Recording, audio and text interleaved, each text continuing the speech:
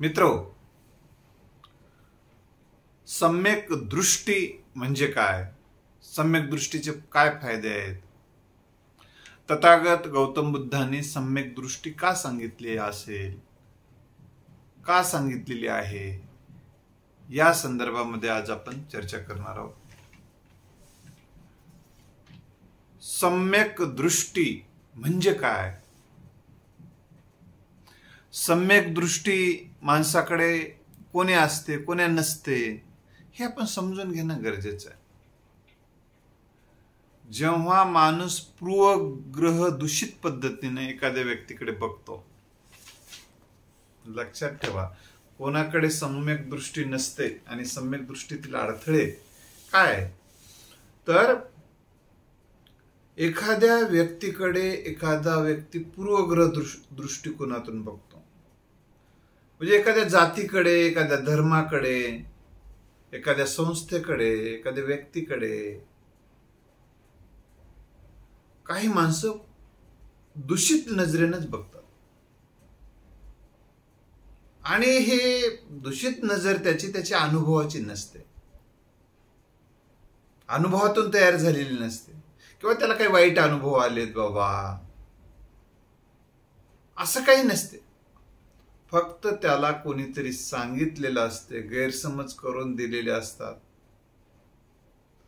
किंवा त्याच्याच लहानपणापासून असं काही असतं की अशा व्यक्ती अशाच असतात, असा समाज असाच असतो, हे त्याला झालेला भ्रम. आणि या भ्रमातून तो दूषित नजरेनं पाहतो. म्हणून मित्रो, ज्याच्याकडे असे पूर्वग्रह असतील, दूषित नजर असेल, ते सम्यक दृष्टीचा मनुष्य असू शकत नाही. आणि ज्यांच्याकडे सम्यक दृष्टी असते, तो कसा असतो मी तुम्हाला सांगणारच. जसं पूर्वग्रह दूषित पणा हा सम्यक दृष्टीतला अडथळा आहे, पूर्वग्रह हा सम्यक दृष्टीतला अडथळा आहे, तसाच द्वेष, राग, मत्सर, सुडाची भावना, असत्य जगण्याची सवय, हे सम्यक दृष्टीतील अडथळे. आता काही जणांना सम्यक दृष्टीच गमावलेली असते, कारण त्यांना इतकी फेकण्याची सवय लागलेली असते की ते सम्यक दृष्टीच हरवून बसलेले असतात.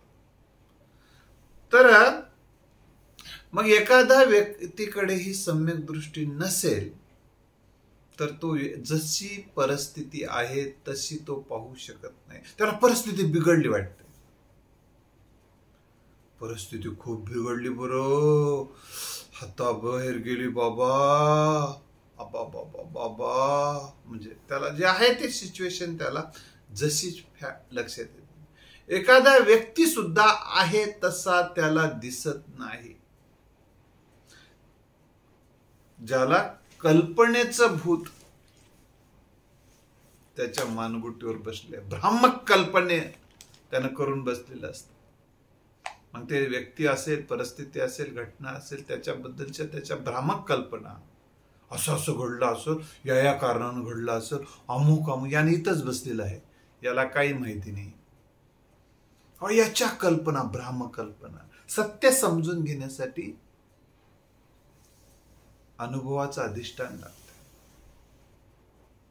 तर काहीच नाही. तर मित्र, तसं काही नसेल तर तुम्ही सम्यक दृष्टी विकसित करू शकत नाही. सम्यक दृष्टी जर नसेल तर हिरा सुद्धा हिरा दिसत नाही.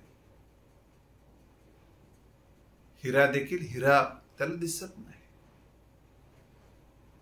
तो त्या हिराला वेगळंच काहीतरी समजून बसतो. दुसरे महत्वाचे म्हणजे सम्यक दृष्टी जर नसेल तर माणूस ह्या निसर्ग नियमाच्या विरोधात गोष्टीवर विश्वास ठेवतो. आता निसर्ग नियमावर विश्वास असणं म्हणजे काय असणं? आता निसर्गाचा नियम आहे, वर फेकलेली कोणती वस्तू पदार्थ खाली येतो. नाही नाही, महाराज मंत्र म्हणतात ते वरीच छू छू छू म्हणलं की वरच जाते. अरे असं असेल तरी सम्यक दृष्टी नाही. आणि सम्यक दृष्टी नसेल तर विज्ञानाचा शोध लावू शकत नाही माणूस. वैज्ञानिक शोध लावू शकत नाही माणूस. छू छू करण्यानं तर या देशाची माती झाली. वैज्ञानिक दृष्टिकोन विकसित होऊ शकत नाही सम्यक दृष्टी माणसाकडे नसेल तर. आणि वैज्ञानिक दृष्टी असेल तरच या जगामध्ये वैज्ञानिक शोध लागतात. विज्ञानाचा विद्यार्थी विज्ञानाच्या प्राध्यापकाकडे एकाने मला प्रश्न विचारला, सर विज्ञानाचा प्राध्यापक विज्ञानाचा विद्यार्थी यांच्याकडे वैज्ञानिक दृष्टिकोन असू शकतो का, आहे का? असू शकतो, असू शकतो, परंतु आहेच अशी खात्री देता येत नाही. कारण वैज्ञानिक दृष्टिकोनाचा गाभा कार्य कारण भाव असतो. कोणत्याही कृतीच्या मागे, कोणत्याही घटनेच्या मागे एक नैसर्गिक सत्य असते. आणि हे सत्य माहीत असणं ते जाणून घेणं आवश्यक असतं. असो हे सत्य जसं आहे तसं पाहता येणं. म्हणून निसर्ग नियमाच्या विरोधामध्ये घटना घडत नाही. कोणत्याही घटनेमागे एक कारण असते ते, आणि ते कारण एखाद्या घटनेच्या मागे कारण आहे नाही, विनाकारण. हो, काहीच नाही, काहीच कारण नाही. काहीच कारण कसं नाही, विनाकारण काहीच नाही, तर कारण असते. म्हणूनच सम्यक दृष्टी निसर्ग नियमाविरुद्ध कोणती गोष्ट होऊ शकते ही गोष्ट मान्य करत नाही. सम्यक दृष्टीचा मनुष्य काय करत नाही तर निसर्ग नियमाविरुद्ध काही घडत नाही. आता हे निसर्ग नियम न कळणे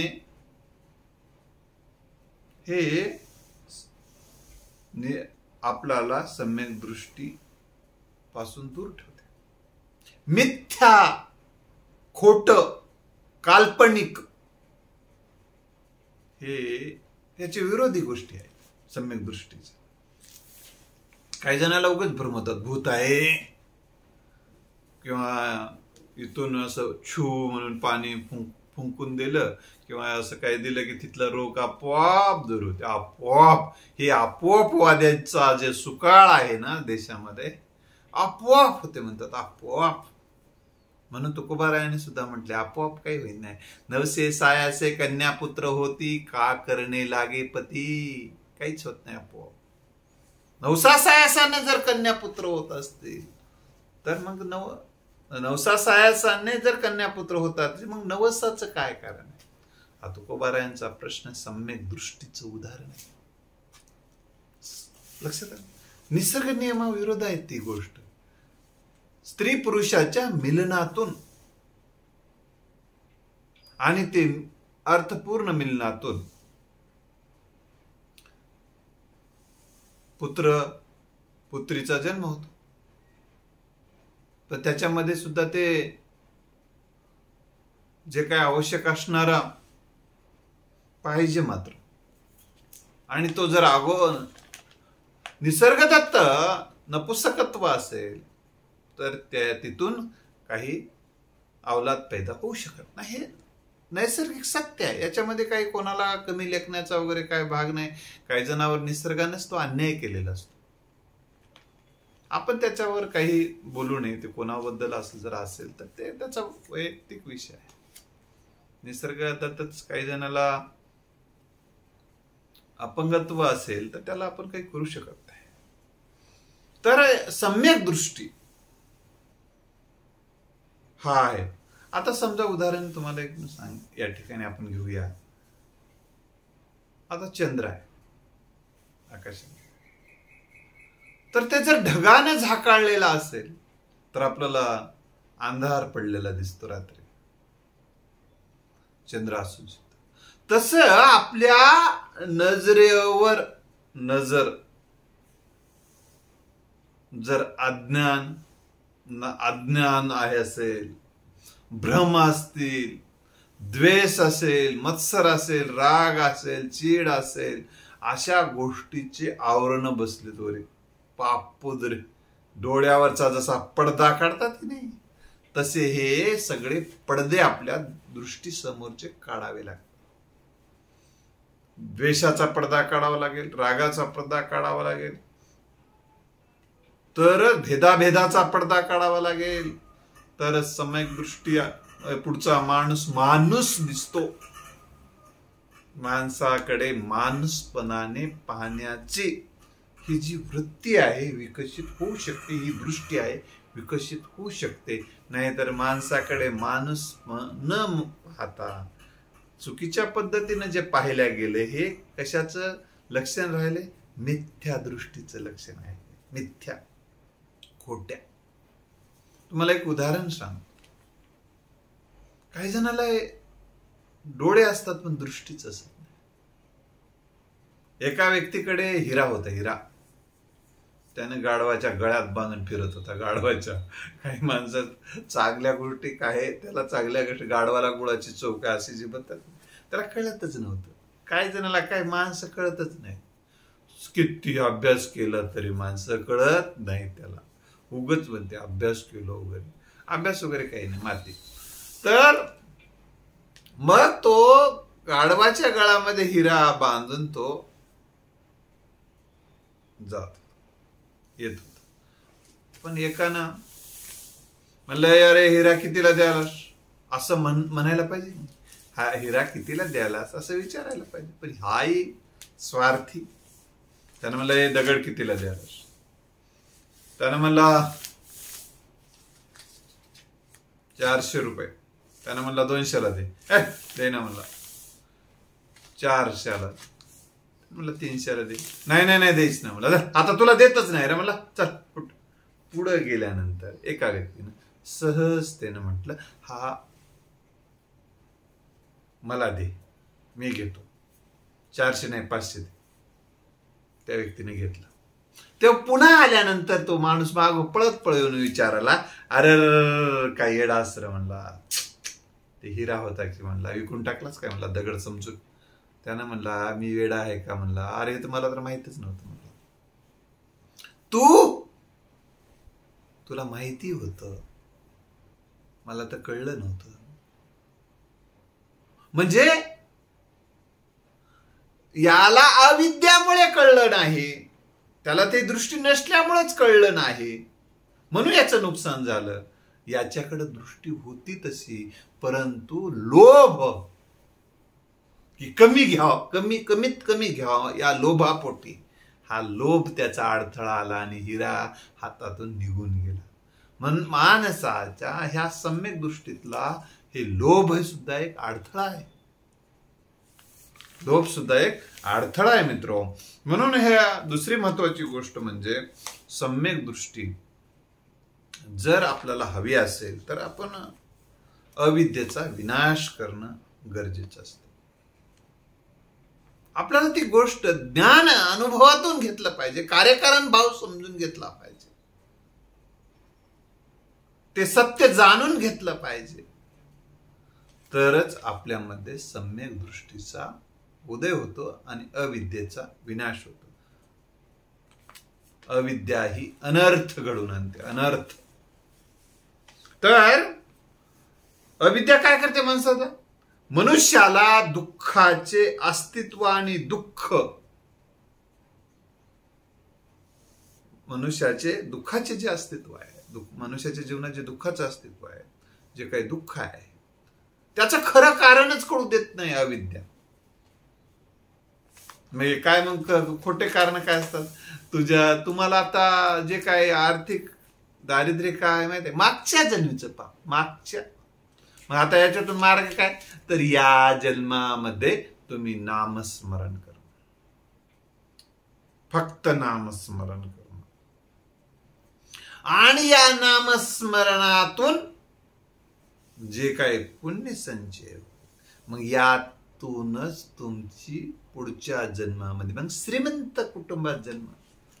आता काही दारिद्र्य आहे तर आहेच, म्हणजे अशा पद्धतीनं हे मिथ्या दृष्टी आहे. म्हणून एका ठिकाणी एका बाईला कर्ज झालं होतं आणि कर्ज झाल्यानंतर त्या महाराजांनी एका सांगितलं होतं, मिथ्या दृष्टीच्या महाराजांनी, बाई जा आणि एका मंदिरामध्ये देवाचं नाव घे. ती बाई म्हणली, बाबा ठीक आहे, कर्ज जर माफच होत असेल तर देवाचं नाव घेतो. घे होते म्हणला. मला दक्षिणा दे म्हणला. काहीतरी दक्षिणा घेतला, तिच्याकडून गेला, निघून झाला. त्यानं पैसे घेऊन गेला. मग त्याचे आर्थिक प्रश्न मिटतात, पण हिचे आर्थिक प्रश्न वाढले अजून. गाय जे पैसे दिले त्याच्यामुळे तेवढे पैसे कमी झाले नाही हिच्याकडे. हिला कुठं काढाले ती, आपलं कर्ज एवढं लय चाललंय मिटून म्हणून देऊन टाकले. मार्ग चांगला म्हणून. असे मिथ्या मार्ग या जगामध्ये सांगितलेले आहे अनेकांनी. तथागतांनी सत्य मार्ग, सम्यक मार्ग सांगितलेला आहे. आपण वेगळ्या मार्गाचा पुन्हा विचार करू, परंतु एवढं आज समजून घ्या. मग ती स्त्री गेली एका मठामध्ये, ते दत्त मंदिर होत, आणि तिथं जाऊन ती कसं माणूस आहे बघा, कोणताही आघातिक झाला की माणूस कोणतेही उपाय सांगितलेले करतो बिचारा. माणसाला दारिद्र्य फार वाईट पातळीवर नेऊन ठेवते. हे म्हणलं की खरं, ते म्हणलं की खरं, खरंच वाटायला लागतं. एखादा माणूस आघातिकतेमध्ये सापडला की असं होतं. मग ती बाई बिचारी जाऊन तिथं म्हणून आली, दत्त दत्त दत्त दत्त दत्त दत्त देवा दत्ता दत्ता देवा दत्ता दत्ता देवा दत्त दत्त देवा दत्त दत्ता दत्त दत्त दत्त देव दत्त दत्त. अशा पद्धतीनं ते अत्यंत भावपूर्ण म्हणत बसले. गेले 1-2 महिने झालं, सगळं झालं.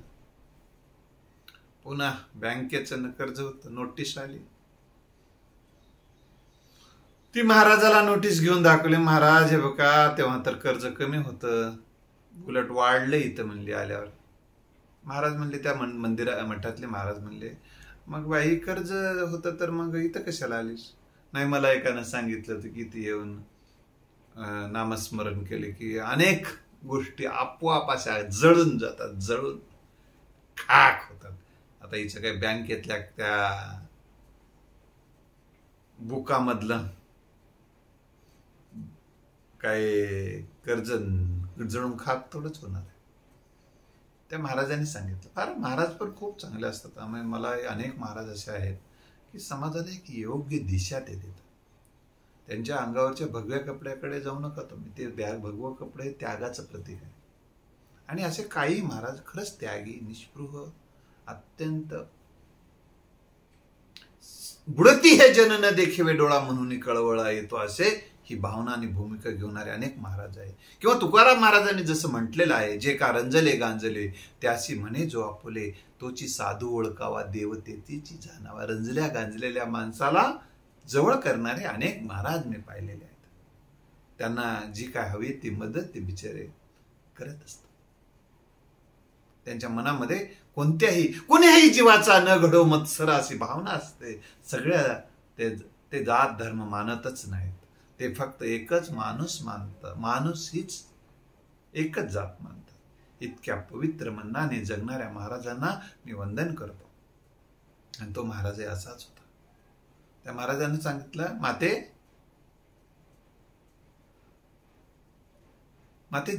हे लक्षात ठेव म्हटलं. तो प्रश्न कसा आहे? आर्थिक आहे. ते पैशाने सुटणार आहे. आता पैशाने जी गोष्ट सुटत असते ती नामाने कशी सुटेल? लक्षात आलं? पोटात भूक लागलेली आहे तर नाम घेत बसल्यानं पोटातली भूक जाते का? तहान लागलेली आहे, तहान लागलेली आहे. पारा करायचं थांबून बाया दत्त दत्त म्हणायचं थांबून पाणी आण रे बापू म्हणतात. कशामुळे? तहान लागली. तिथं नामाची गरज आहे का नाही? तिथं कशाची गरज आहे? पाण्याची गरज आहे. तहान लागली, पाणी. भूक लागली, अन्न. मग पारा झाल्यानंतर जेवायला असते मठामध्ये, त्यासाठीच असते. महाराज त्यासाठीच करतात. झोप आली तर तिथं नामानं काय करत झोपावं लागतं. हे निसर्ग नियमावरचा विश्वास ठेवणं, हे सम्यक दृष्टी आहे. हो ठीक आहे, झोप आली, झोप येते, त्याच्यात काय. तर त्यांनी सांगितलं हे पैसा न सुटणारा विषय, तर तू जा घरी आणि मग काय कर, कष्ट कर, पैसा कमव. आणि पैसा कमवलेला त्याला नेऊन दे बँकेमध्ये, ते तरच कर्जमुक्त होते. सांगायचा हेतू हा आहे मित्र. तर या जे काही योग्य मार्ग आपल्याला माहीत असणं आणि योग्य मार्गानंच प्रश्न सुटतात असं वाटणं, हा सम्यक दृष्टीचा भाग. आणि ह्या सम्यक दृष्टीला विकसित करायचं असेल तर स्वतंत्र आणि स्वतंत्र विचाराचं, स्वतंत्र मन आणि स्वतंत्र विचार पाहिजे असे तथागताने सांगितलेले आहे. तथागत गौतम बुद्धांनी सांगितलंय, तुमच्याकडं ही सम्यक दृष्टी विकसित करायची असेल तर सम्यक दृष्टीसाठी काय आवश्यकता असते असं सांगितलेलं आहे. तर ते स्वतंत्र मन आणि स्वतंत्र विचार. काही जणांचं मन इतर गोष्टी कोणीतरी घडवतात. माणसाचं मन कोणत्या तरी चुकीच्या गोष्टी सांगितल्या असतात, ब्रह्म पैदा केलेले असतात त्याच्या मनामध्ये, वेगवेगळ्या गोष्टी असतात. त्याचं मनच स्वतंत्र राहत नाही, मनच त्याचे विचार स्वतंत्र राहत नाही. कारण ते विचार, आता उदाहरणार्थ एखादा तो म्हणते की मी या विचाराचा आहो, मी मार्क्सवादी आहो, मी अमुकवादी आहो, मी गांधीवादी आहो, अमुकवादी आहो, तमुकवादी आहो, असं ते सांगतात. आणि मग ते काय, कोणत्याही गोष्टीबद्दल ते त्याच नजरेनं बोलत राहतात. कधी सत्य काय, सत्य काय असो, आमचा जो विचारधारा आहे ना, आम्ही असंच बोलणार, ठरलेलं आहे आमचं ठरलं म्हणले निवडणुकीत म्हणतात आमचं ठरलं. काय ठरलं? घेतला पैसा, मागं जायचं ठरलं, घेतला पैसा, याच्या मागं जायचं ठरलं हे ठरलं असं होय, आमचं ठरलं. मग ठरलं फेसबुकला टाकतात, आमचं ठरलं. काय ठरलं माहित नाही का मला काय. तर सांगायचा हेतू हा आहे की तर हे सम्यक दृष्टी असेल तर स्वतंत्र मन पाहिजे आणि स्वतंत्र विचार, म्हणजे स्वतः नैसर्गिक आपलं मन पाहिजे, कोणीतरी ते घडवलेलं वगैरे असं नाही. तर एखाद्या घटनेकडे असंच बघावं. उदाहरण सांगतो तुम्हाला कसं मन बनवलं. आता विधवा स्त्री आहे, जिचा पती वारलेला आहे. आता ते आपलं काय मन घडवतात लहानपणापासून, विधवा स्त्रीचे तोंड बघू नये. कोण्या कामाला जात असेल तर विधवा स्त्री जर समोर आली तर बाय मागे परतावे. बापू, आता याचा काय संबंध आहे त्या? नाहीतर काम होत नाही. निकालाला जात होते पूर्व एका दिवशी, एक विधवा स्त्री समोर आली. या बापू, पोरं जरा या इथं बसा, ढाळजत बसा आणि मग जा. का? ती विधवा स्त्री समोर आली. मग काय होते? नापास होता. नापास म्हणली ती बाई. आता नापास होते, त्या रिझल्ट आलेला आहे छापून. आता ते बाई अंक अक्षर काय बदलतात की काय? नाही, नापास होतात. हे मिथ्या दृष्टी आहे. आणि सत्य काय, जे रिझल्ट आलेला आहे ते रिझल्ट तुमच्या हातात पडणार आहे, तो रिझल्ट लागणार आहे. हे सत्य आहे. अशा पद्धतीचं शिक्षण आमच्या विद्यार्थ्यांना देणं आता काळाची गरज झालेली आहे. कारण आपला देश आपल्याला महासत्ता बनवायचा असेल तर ह्या मिथ्या दृष्टीचा त्याग करून तथागतांच्या सम्यक दृष्टीचा अंगीकार करणं अत्यंत गरजेचं आहे. आता मिथ्या दृष्टीतला काही अडथळ्यातले आहेत. त्यातला अजून एक अडथळा लोभ झाला, द्वेष झाला, आळस एक अडथळा आहे. अज्ञान घेण्यासाठी आहे, एखाद्या विषय समजून घेण्याचा आळस. एकदा काय झालं, एका झोपडीला आग लागली, गावामध्ये आग लागली झोपडीला. आणि यांनी होते शेतामध्ये 7-8 जण. एक जण म्हणला आग का लागली मी सांगू? हा सांग सांग म्हणलं. ते त्याच्या शेजारचं नाही का, त्याचं त्याची दुश्मनी, त्याने जाऊन काडी टाकलेला बाई इकडून बाजूना, बाजून. तुला कसं कळलं? बरोबर, मला सगळं लक्षात आलं. म्हणजे सांगायचं आहे तो काय, हा तुम्हाला जे काही अनुभवातून आहे, हे अनेक गोष्टीचा अनुभव घेतलेला आहे, जे सत्य समोर आलेलं आहे. तुम्ही काही ठिकाणी तुम्ही त्या बैठकीत राहिलेला असाल आणि एखाद्या राजकारणी व्यक्तीचं ठरते, पैसे देतात आणि ठरते, ते तुम्हाला माहित असते. मग ठीक आहे बाबा, हे ठरलं, माझ्या समोरच ठरलं, हे आमचं ठरलं म्हणजे हे होय असं म्हणू शकतो आपण. आता त्यानं तिथं नाही, मग चल बरं बघूत मला सत्य काय समजून घेऊ गावामध्ये. नाही नाही बाबा, आपल्यानं येणं होईना मला ते, आपल्यानं येणं होईना, इथूनच सांगतो जग जे काही सांगायचं आहे ते. या देशामध्ये जो घरात बसून सुद्धा सगळं सांगता येते. यायला ज्ञान घेण्यासाठी जे अनुभव घ्यावा लागतो, जो अभ्यास करावा लागतो, जे जाणून घ्यावं लागतं, सत्य समजून ते त्याच्या आळस येते, त्या सम्यक दृष्टीतला अभाव. दुसरा संशय.